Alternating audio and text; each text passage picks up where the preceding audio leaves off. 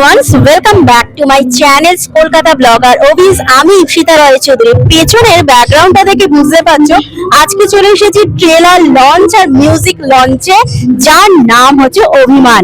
আর অভিমানী কারা আছে তোমাদের সাথে শেয়ার করে দিই। আমাদের বাংলার কিন্তু অ্যাক্ট্রেস শুভশ্রী গাঙ্গুলি, যিশু সেনগুপ্ত, প্রসেনজিৎ চট্টোপাধ্যায়, আরো বহু তারকারা।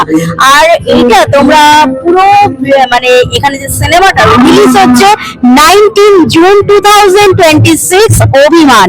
আর অভিমান কথাটার মানেই তোমরা বুঝতে পারছো, কিন্তু ভেতরে কি গল্প তুলে ধরেছে দেখতে হবে। 19 তারিখ তার ট্রেলার আর মিউজিক লঞ্চে চলে এসেছি, দেখতেই পাচ্ছ পেছনে ব্যাকগ্রাউন্ড দেখে। আর আজকের প্রমোশনটা আমাদের হয়েছে NT1 স্টুডিওতে।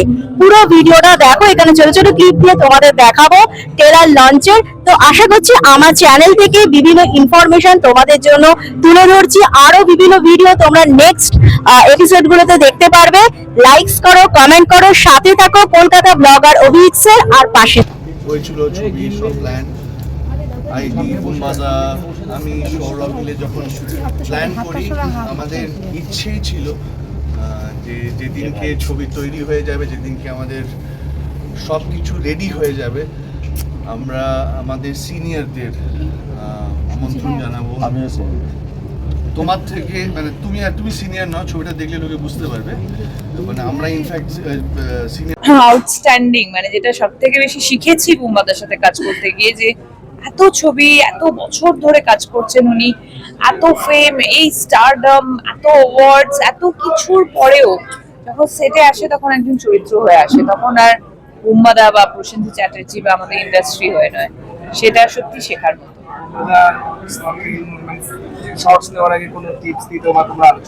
না, বুম্বাদা যেটা বললাম যে বুম্বাদা একজন চরিত্র হয়ে ঢুকতেন এবং আমরাও সবাই চরিত্র হয়েই ঢুকতাম। আমরা সবাই কি বলবো, ওয়েল প্রিপেয়ার্ড স্টুডেন্টস।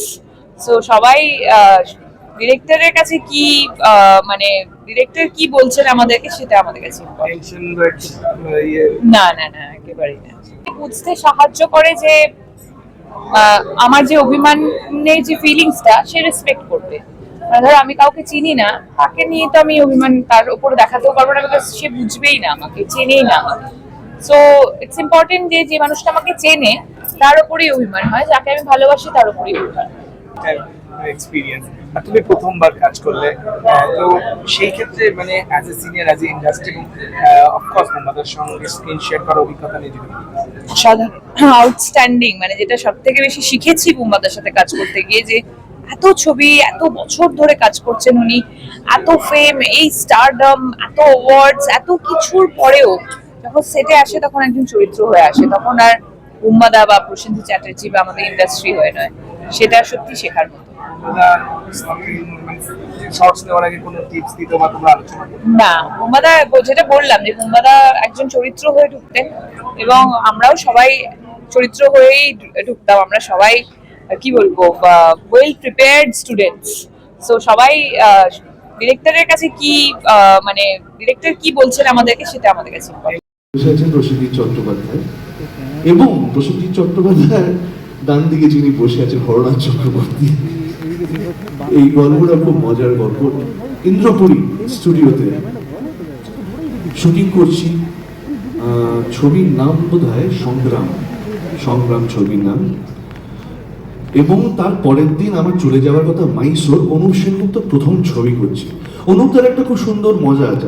আমি বোধহয় ওয়ান অফ দ্য অনলি, মানে কয়েকজনের মধ্যে বোধহয় আমি একজন যাকে, তো যখন কথাবার্তা হয়েছে ছবি তুই চলে আসবি, তুই এটা হবি, তুই ওটা করবি, এটা হয়ে গেছে, অনুপদা বলে দিয়েছে।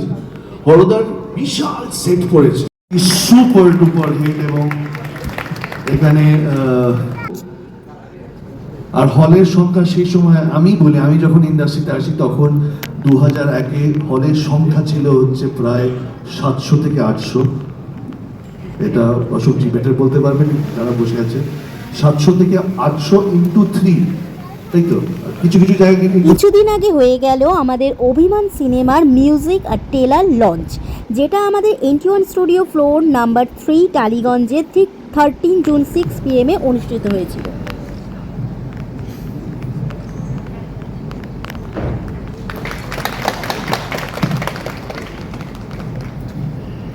শুভ সন্ধ্যা। আজকে শুধুমাত্র আপনারা তো এসছেনই আমাদের এই অভিমানের ট্রেলার লঞ্চে এবং মিউজিক লঞ্চে, এবং আমার মনে হয় আজকে যে আমাদের পেজ থেকে ফেসবুক লাইভ হচ্ছেন, যারা আমাদেরকে এত বছর ধরে ভালোবেসে এসেছেন, আমাদেরকে আশীর্বাদ দিয়েছেন, আমরা চেষ্টা করছি আজকে তাদের কাছেও পৌঁছানোর। আর সোশ্যাল মিডিয়ার মাধ্যমে, ফেসবুকের মাধ্যমে, ইউটিউবের মাধ্যমে। যিশু আজকে অনেকটাই বলেছে, এখানে বলার কিছু নেই, সময় নষ্ট। ছবির গান এখনো সুপার হিট, সখী তুমি গান এই ইতিহাসগুলো করে দিয়ে গেছে। আমার খুব আনন্দ লাগছে যে এই ছবিতে আমার ছোট ভাই, কিন্তু আমাদেরই সৃজিত মুখার্জি অসাধারণভাবে একটি গান লিখেছেন, গান সুর দিয়েছেন, এবং আমার সৌভাগ্য যে সেই গানটাতে আমি লিপ দিতে পেরেছি। এটা আমার কাছে আর একটা পাওয়া। Thank you so much. এরপরে এরপরে পরিচালক তোর হাতে খুব বড় পাওনা, তো তাদের সামনে আমরা এবার ট্রেলার লঞ্চ করব। কেন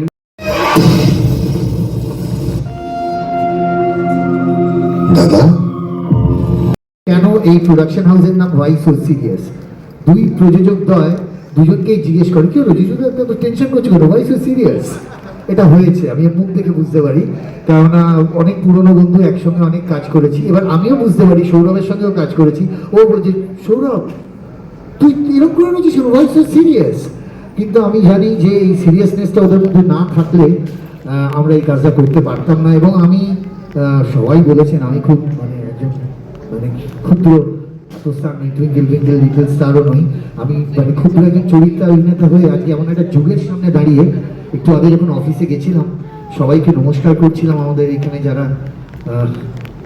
না ওই সিঙ্গেল প্লেক্স হলগুলোতে যখন এক সপ্তাহ ধরে সিনেমার টিকিট পাওয়া যেত না বাংলা ছবি, আর একজন ভদ্রলোকের সঙ্গে যেখানে আমরা কাজ করেছি, আমি ভাগ্যবান, তার নাম প্রসেনজিৎ চট্টোপাধ্যায়। আরে বাবা, যে ছবিই যাচ্ছি, ভিন্ন ছবি, পরপর ধরুন নর্থ ক্যালকাটা হলে বা আমাদের এখানে ধরুন বিজলি, ইন্দিরা, পূর্ণ ভারতী এরকম হলে, আমি হাজরায় থাকি বলে তাই বলছি, যেখানেই যাচ্ছি স্বপনবাবুর ছবি, এখানেও বুমবাদা, ওদিকে তাকাচ্ছি হরবাবুর ছবি, এটাও বুমবাদা। একটা আপনাদের একটা সময় বলি, বাণিজ্যিক বানিয়েছেন, একটা বাণিজ্যিক বাংলা ছবি করতে গিয়ে আমরা তো চরিত্রাভিনেতা, আমরা চেষ্টা করতাম যদি তাড়াতাড়ি প্যাকআপ হওয়ার হয় এগুলো চুরিবিদ্যে, কোনো সময় যদি হিরোর সঙ্গে সিন থাকে কাছাকাছি থাকো, কারণ ওনার আগে প্যাকআপ হবে, আমারও তাড়াতাড়ি হয়ে যাবে এরকমই। কিন্তু এই যে দাঁড়িয়ে দাঁড়িয়ে শেখা, ফাইট, গান, তার গানে লিড দেওয়া, ফাইট করা, এগুলো একটা যুগ, এগুলো শিখেছি ওখানে বসে বসে এনাদের কাছে। স্বপনদার কাছে ওটা ওনার হার্ড ডিস্ক, এই মনিটার টনিটার এত ইত্যাদি ছিল না। আর তখন one more, just for one more, এটা ছিল না, ক্যান ছিল। তো এই জন্য আমাদের এরকম বলা হতো, শোনো এটা তোমার ভিডিওর ফিতে নয়, মুছে মুছে করা যাবে, ক্যান জানো তো কি দাম, এরকম আমাদের বলা হতো। কিন্তু এই আমি আর যিশু সেনগুপ্ত সে ছবিতে ছিলাম, সবাই বলেছে আমি একটু ফুটেজ খাচ্ছি, তার কারণ হলো সেটা আমরা রোহিণীতে শুটিং করছিলাম। হ্যাঁ, তখনকার সুইজারল্যান্ড, আপনাদের ইতালি সব আমাদের রোহিণীতে হতো, সাহার ফেভারিট জায়গা ছিল। রোহিণীতে শুটিং করেছিলাম। তারপর কাটতো এই আমাদের টেকনিশিয়ান স্টুডিওতে সেট করেছিল, আমরা ওখানে ঘর বাড়িটার দিকে এগোলাম, তারপর ঘরে ঢুকতো। ওই ঠান্ডার পর এখানে মে মাসে শুটিং ছিল, ওই লাগে সবকিছু হয়, বাট শেষ হওয়ার সঙ্গে সঙ্গে এই করবেন না, উই উইল বি দেয়ার। আমাদের আপনাদের ঠিক পেছনের জায়গাটা আমরা করে রেখেছি আমাদের মিডিয়া বাইটসের জন্য। So thank you so much for understanding, and I am really, really grateful to the entire media of Kolkata, of Bengal, and national. Thank you so much. Thank you.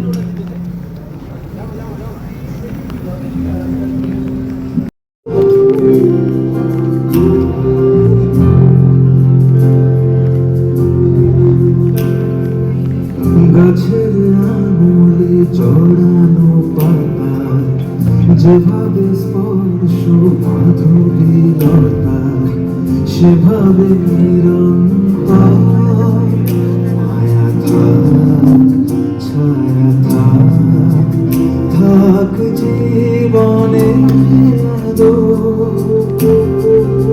যেভাবে পাহাড় চূড়ার মাথায় মেঘ কাটে দিয়ে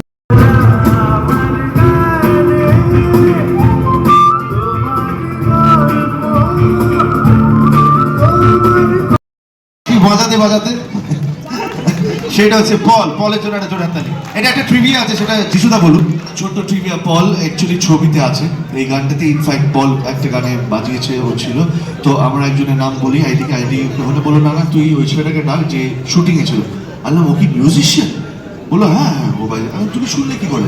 বললো যেদিকে ঘুরছিল যেদিকে শুটিংটা হচ্ছে সেদিকে শুনেছি। আল্লাহ তুমি শিওর তো? বললো হ্যাঁ আমি যেরকম তো আমি হ্যাঁ তো আল্লাহ যে না মানে কোনো তো নেই। ব্যাপারটা হচ্ছে শুনুন আমি মালবাজারে আছি, কিচ্ছু শুনতে পাচ্ছি না, এমন ফোন করবো না, পরে কথা হবে। এবার তারপরে হলো যে না মানে শোনো আমি যিশু, আমি অভিনয়। হ্যাঁ হ্যাঁ যিশু গুপ্ত তো, হ্যাঁ বলুন। আলাম যে এরকম ব্যাপার, আইডি বলেছে ফোন করতে। হ্যাঁ তো আলাম না না তো নয় দাদা, একটা আছে আপনি যদি একটু বাজিয়ে দেন তো। হ্যাঁ আমি মালবাজারে আছি, পরের দিন আমি আসছি, আমি কালকে আসছি, কালকে ফোন করবো। তো এই হচ্ছে আমাদের পল। আজকে ওকে আমরা পেয়েছি, আমরা সত্যি সৌভাগ্য আমাদের। না না, অনেকদিন পর আমাদেরকে অকাত দেখিয়ে দেওয়ার মানুষটি হচ্ছে পল। আমরা আর্ট মিউজিক সবকিছুর মধ্যে দিয়েই আমরা ছিলাম, সবসময় থেকেছি এবং আজকেও আছি। আর আমার এই রকম ভাবে ট্রেলার লঞ্চ এবং মিউজিক লঞ্চ আমার ভীষণ প্রিয়, আমার ভীষণ কাছে। তাই আমি পুরো ক্রেডিটটাই যিশুদা এবং সৌরভ এবং টিমকে দিতে চাই। এটা ওদের ব্রেন চাইল্ড। অ্যান্ড অফকোর্স যারা যারা এখানে এসেছে তাদেরকে তো অনেক ধন্যবাদ, যারা মিডিয়ার বন্ধুরা আছেও তাদেরকেও অনেক অনেক ধন্যবাদ। আমাদের ছবিটা ভালো করে প্রমোট করো। সৌরভ দুজনেই আমার ভাইয়ের মতন, বাট আমার ওদের পাশে দাঁড়ানোর একমাত্র way, I want more Bengali entrepreneurs to come up, and today they are not as actors. I supported them as entrepreneurs and I would like to see them to go into a different vertical. যেমন একটু আগে একজন বললেন যে আরো producer আসুক বাংলা ইন্ডাস্ট্রির পাশে দাঁড়াক। This is an industry, so I support them as entrepreneurs and I'm sure you will do well. যেতে পারে।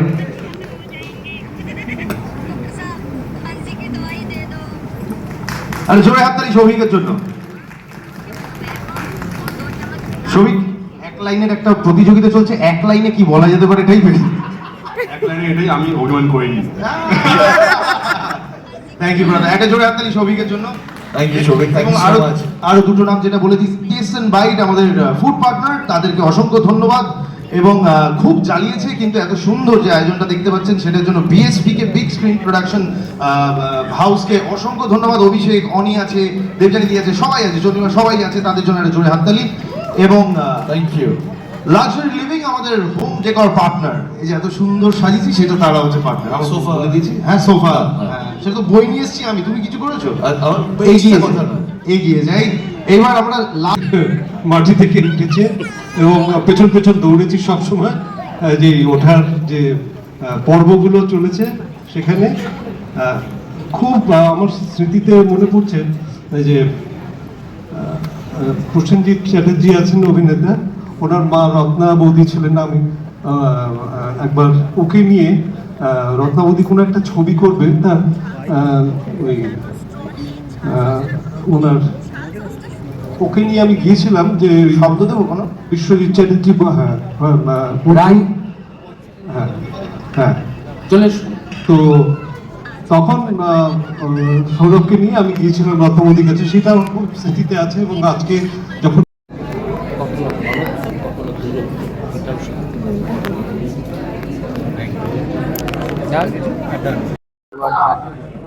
আবার একটা থাকে যে গানটাতে কোন গলা ভাল লাগছে, আরেকটা থাকে যে যে যার লিপে তার ব্যবসায় কতটা মানাবে। সবসময় যে আমরা পুরোটা যথাযথ হয়ে উঠতে পারি সেটা নয়, কিন্তু একটা দেখুন, আমি তো ডিরেক্টর হিসেবে নতুন, আমাকে সুযোগ দিচ্ছে। আমার চিন্তা ভাবনা, ভালোবাসা, প্যাশনের উপর কেউ একজন অর্থ লগ্নি করছে। তো সেই প্যাটার্নটা যদি আমি কন্টিনিউ না করি, প্রতিনিধির সাথে যদি কাজ না করি, কিংবা প্রতিনিধির সাথে কাজ করাটা ওদের সুযোগ দেওয়া নয়, তারুণ্যের এনার্জিটাকে যদি আমি। সৌরভ, আমাদের একটা স্বপ্ন আছে, প্রত্যেকটা প্রজেক্ট নিয়ে আমরা খুবই খুবই খুবই এক্সাইটেড থাকি। আর এই ছবিটা তো আমাদের নিজেদের মনের কাছের একটা প্রজেক্ট, তো সেটা অবভিয়াসলি যবে থেকে শুরু হয়েছে তবে থেকে আজ অব্দি ছবি শেষ হয়ে গেছে, সবকিছু হয়ে গেল, ট্রেলার লঞ্চও হয়ে গেল, এবার 19 তারিখে ছবি release. We are very excited, but of course we are very tensed also, কারণ এখন আর আমাদের হাতে কিছু নেই, পুরোটাই মানুষের কাছে চলে গেছে, তাদের তাদের এবার তাদের কাছে পৌঁছে গেছে, মনে হয় তাদের ভালো লাগবে। ইম্পর্টেন্ট ফার্স্ট বেবি সবসময় খুব ইম্পর্টেন্ট হয়। সো তোমাদের এই প্রোডাকশনের প্রথম ছবি এবং সেখানে সাবজেক্টে অভিমান, পার্সোনালি তুমি কতটা অভিমানী বা অভিমান শব্দটা কিভাবে এক্সপ্লেন? আমি জাস্ট এই আগের ব্যাচে আমি বলছিলাম যে আমি একদমই অভিমানী নই। হ্যাঁ, হয় একটু অভিমান তো হয়, ভালো লাগা ভালোবাসার মানুষ যারা থাকে তাদের সাথেই অভিমানটা হয়, কিন্তু আমার বেশিক্ষণ থাকে না। আমার ওই 1.5-2 ঘন্টা রইলো, 3 ঘন্টা রইলো ম্যাক্সিমাম, তারপর আর নিজেই ফিরবি। তো বাট আমি খুব একটা অভিমানী নই। বলা হয় যে অভিমান সেখানেই যত্ন চায়, কিন্তু যার উপর অভিমান হয় তার হয়তো সে সহজে হয়ে ওঠে না, সেটা বোঝার বা ভাবার কি বলতে যাবে সেখান থেকেই